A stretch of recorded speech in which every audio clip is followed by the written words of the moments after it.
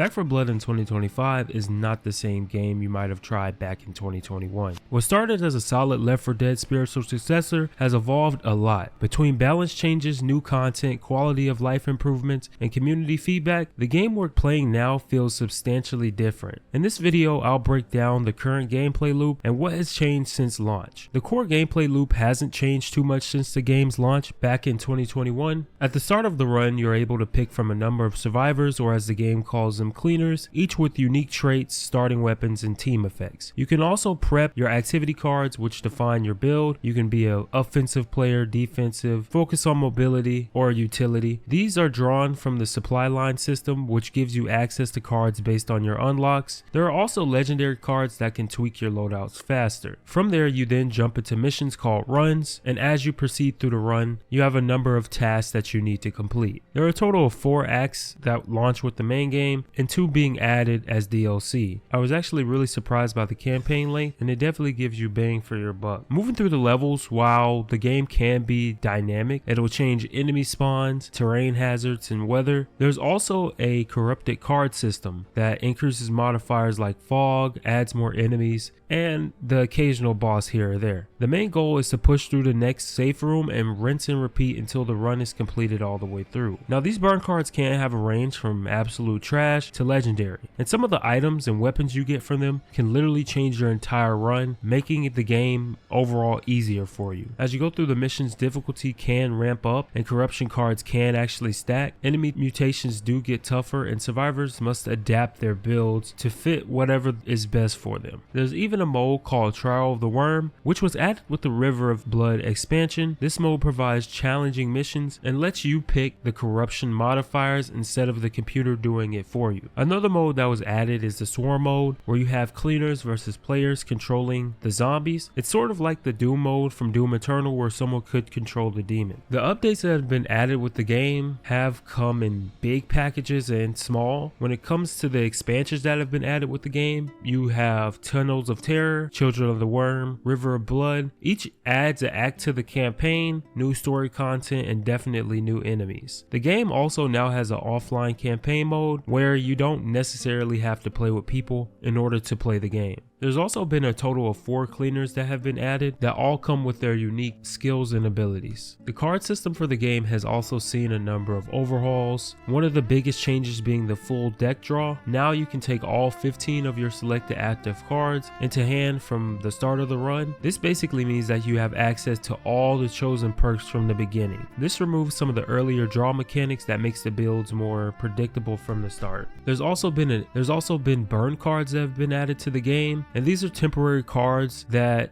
go away after a mission is complete. Now, Back 4 Blood wasn't exactly perfect. It did receive a lot of negative attention when the game came out, and that was mainly due to the fact that it had to live up to such a high bar, being Left 4 Dead 2 and 1, but it definitely seems like they have a strong foundation that they could build off of should they go for the sequel. I do like the card system. I just think it needs to be tweaked a little bit. Many players ask for more branching and more unpredictability. If they could focus on quality over quantity when it comes to the cards, that probably would be better than just having full stacks of cards that most of which a lot of the player base won't even use. The enemy AI also needs to be improved. One of the recurring criticisms I saw online was that the enemies felt repetitive after a while. If they gave these enemies more varied behaviors, that definitely would be an added benefit to the game as well. The only other thing I would say that they can do better with is definitely the story, mainly the characters. Really focusing on the quality of the characters. The Back 4 Blood characters you got to choose from just felt so forgettable compared to the ones in Left 4 Dead. With no official release date on when we will get Back 4 Blood 2, I wouldn't be surprised if we saw it around 2027 or maybe even 2028.